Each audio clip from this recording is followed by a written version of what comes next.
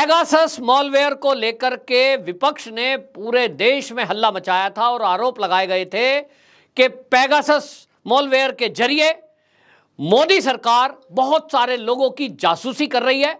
और इसमें उन्होंने नाम लिया था कि इसमें बहुत सारे जज भी हैं, इसमें बहुत सारे पत्रकार भी हैं और विपक्षी दलों के नेताओं की जासूसी मोदी सरकार करा रही है।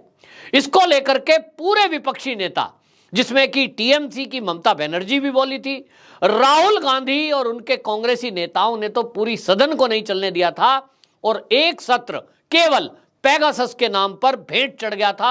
यानी देश का अरबों रुपया सदन ना चलने के कारण बर्बाद हुआ और पूरे देश में एक माहौल बनाया गया कि मोदी जी तो एक सॉफ्टवेयर के जरिए, एक मॉलवेयर के जरिए लोगों की जासूसी करा रहे हैं। अब जब जजों का नाम आया तो इस मामले में जो हमारी देश की सुप्रीम कोर्ट है उसने स्वतः संज्ञान लिया और एक कमेटी का गठन कर दिया और एक टेक्निकल टीम को गठित करके ऐसे लोगों के फोन उसमें टेक्निकल टीम को दिए गए जिनकी संख्या 29 थी। यानी 29 फोन ऐसे चेक करने के लिए उस टेक्निकल टीम को दिए गए जिन लोगों ने यह आशंका जताई थी कि हमारे फोन टैप किए जा रहे हैं, मोदी सरकार हमारे फोन टैप करा रही है। उसमें कई पार्टी के लोग भी थे और न्यायपालिका से जुड़े हुए लोग भी थे। अब इस टेक्निकल टीम की रिपोर्ट आई है और इस टेक्निकल टीम ने जो रिपोर्ट दी है उस पर सुप्रीम कोर्ट की खंडपीठ का फैसला आया है। और इसमें आपको बता दें, सुप्रीम कोर्ट के chief justice N V Ramana, justice Surya Kant, justice Hima Kohli, इन्हों की खंडपीठ में बाकायदा ये रिपोर्ट रखी गई और इन्होंने बाकायदा खंडपीठ ने इस रिपोर्ट को पढ़ा और ये कहा कि इसमें कोई भी ऐसी चीज नहीं है जिसको हम गुप्त रखें और इस रिपोर्ट को हम सार्वजनिक कर रहे हैं। और सार्वजनिक करते हुए ये खंडपीठ ने फैसला सुनाया कि ये जो 29 फोन सुप्रीम कोर्ट की निगरानी में एक टेक्निकल टीम को जांच करने के लिए दी गई थी, इसमें 5 फोन ऐसे पाए गए जिसमें ये मालवेयर था कि उससे फोन की जासूसी हो सकती थी। लेकिन वो जो मालवेयर था वो मालवेयर पेगासस ही था, ये सबूत नहीं मिले और उससे जासूसी हुई, इसके सबूत नहीं है। इसका मतलब समझते हैं? इसका मतलब यह है कि वो जो मेलवेयर है, मेलवेयर था जरूर फोन में, लेकिन वो सरकार की तरफ से जासूसी के लिए नहीं था, वो और पर्पस से किसी के था और सरकार ने जासूसी कराई, ऐसा तो बिल्कुल सुप्रीम कोर्ट की खंडपीठ ने नहीं कहा है। अब इसको लेकर के भारतीय जनता पार्टी हमलावर है और वो कांग्रेस से सवाल पूछ रही है कि आपने भारतीय जनता पार्टी को राष्ट्रद्रोह तक कह दिया था। मोदी जी, वो उन्होंने कहा था मोदी जी देशद्रोही हैं और इस मामले में जवाब दें। सदन नहीं चलने दी, देश का अरबों रुपया खर्च हो गया, खत्म हो गया, स्वाहा हो गया, इसके लिए कौन जिम्मेदार है? अब इसके लिए क्या राहुल गांधी देश से माफी मांगेंगे? सवाल तो यह है कि आप देखिए 2014 के बाद से, मैं तो बार बार कहता हूं कि ये जो विरोधी दल हैं, ये जो विपक्षी हैं, खास तौर पे कांग्रेस, राहुल गांधी, सोनिया गांधी, प्रियंका गांधी, इनको आप देखेंगे कोई भी सत्र आए संसद का, वो शीतकालीन सत्र हो, मानसून सत्र हो, बजट सत्र हो, आप देखेंगे अभी आने वाला है ना, फिर आप देखना शीतकालीन में, उस सत्र के आने के पहले पूरी एक टीम एक्टिव होती है। एक खबर लॉन्च की जाती है, वो कहीं छपेगी विदेश के अखबार में, भारत के अखबारों में नहीं छपती। इनको विदेशों के अखबार ज़्यादा एक्टिव लगते हैं और ज़्यादा इनको लगता है कि वो ज़्यादा एक जो है लोकप्रिय हैं और ज़्यादा विश्वसनीय हैं। तो एक खबर छपेगी कहीं बाहर, अमेरिका, कहीं अलग, फिर ये उस खबर का हवाला देंगे, फलाने अखबार में छपा है कि मेरी नाक पे मक्खी बैठी है। तो मेरी नाक पे जो मक्खी बैठी है ये मोदी जी ने बिठाई है और फिर इस पे हल्ला शुरू होगा। फिर यहाँ का इकोसिस्टम है, वो इकोसिस्टम सारा एक्टिव हो जाएगा।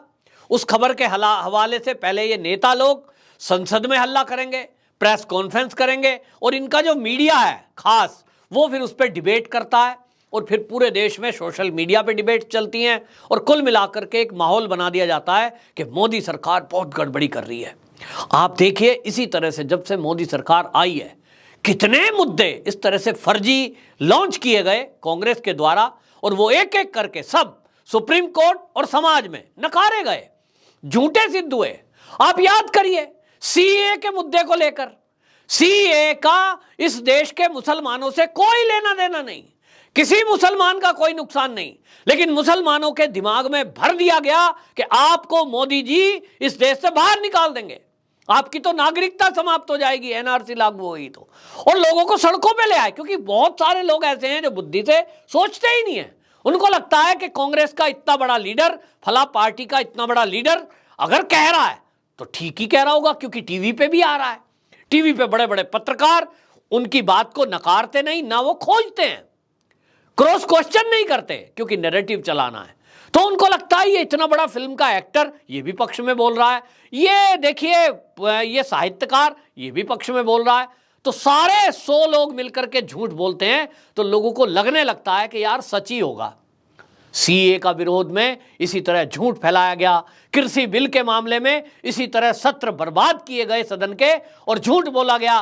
फिर आप देखिए इसी के साथ आपको याद होगा दिल्ली में जो सेंट्रल विस्टा प्रोजेक्ट है, जहां नई संसद बन रही है और सरकारी बिल्डिंगें बन रही हैं जिनमें सरकारी मंत्रालयों के ऑफिस को शिफ्ट किया जाना है, उसको ये कह करके इसी कांग्रेस और राहुल गांधी ने बदनाम किया कि मोदी जी का घर 20,000 करोड़ में बन रहा है, 20,000 करोड़ मोदी जी घर बनवा रहे हैं।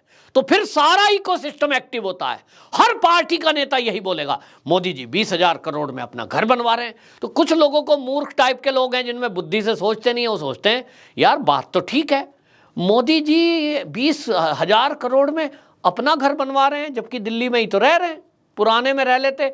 फिर लोग, मैं देखता हूँ सोशल मीडिया पे ट्विटर स्पेस बनते हैं, फिर वहाँ चर्चा चलती है 20,000 करोड़ में मोदी जी घर बनवा रहे हैं, इससे तो इतने स्कूल बन जाते, 20,000 करोड़ में इतने तो अस्पताल बन जाते। अब उन्हें कौन समझाए? सेंट्रल विस्टा प्रोजेक्ट को लेकर के फिर सुप्रीम कोर्ट में एप्लीकेशन डलती है, साहब इसे रोका जाए। अब असली मामला क्या निकलता है इसमें आम पब्लिक को पता नहीं चलता। मामला यह था कि कांग्रेस को इनडायरेक्टली बहुत सारी बिल्डिंग किराए पे देने से किराया मिल रहा था, क्योंकि अब कितने लोग जानते हैं कि हमारे देश के मंत्रालय के कई ऑफिस किराए की बिल्डिंग में चल रहे हैं। अब जो लोग एक्टिव हैं, मीडिया में एक्टिव रहते हैं, उनको पता चला कि यार देश की आज़ादी के बाद से कुछ बनी बनाई बिल्डिंगों को जो कांग्रेसियों की थी, सरकार ने अपने कार्यकर्ताओं को लाभ देने के लिए और अपना कमीशन लेने के लिए किराए पे ले लिया। मंत्रालय के लिए देश की आज़ादी को आज समझिए 75 साल हो गए। पिछली सरकार तो 2014 के पहले कांग्रेस की थी। सभी मंत्रालयों के लिए जहां मंत्रालय की गोपनीय फाइल तक रखी हो, क्या अपनी बिल्डिंग नहीं होनी चाहिए थी? होनी चाहिए थी, लेकिन नहीं बनाई गई, क्योंकि किराए पे कमीशन मिलता है। सरकारी बिल्डिंग अपनी खुद की बन जाती तो कमीशन कौन खाता? अब ये बात जब तक लोग समझते हैं, जितने लोग समझते हैं, तब तक झूठ फैल चुका होता है।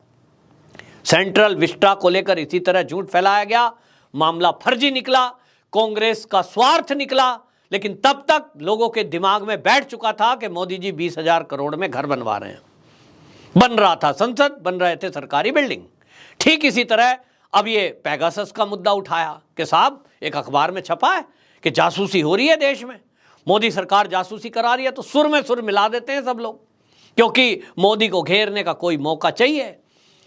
कान कट गया, अपना कान देखते नहीं और बस पीछे पड़ जाएंगे, तो राहुल गांधी कह के निकल लेते हैं। अब निकला है मामला फर्जी। इसी तरह आप देखिए अग्निवीर योजना का विरोध किया गया, आज सब शांत है, क्योंकि अग्निवीर योजना में बच्चे खुशी से जा रहे हैं, वो कह रहे हैं हमारे लिए बहुत अच्छी योजना है। लेकिन इन्होंने फैलाया कृषि बिल इस देश में किसानों के हित के थे, लेकिन कांग्रेस ने फैलाया कि किसानों का नुकसान हो जाएगा, अडानी अंबानी तुम्हारी जमीन छीन लेंगे।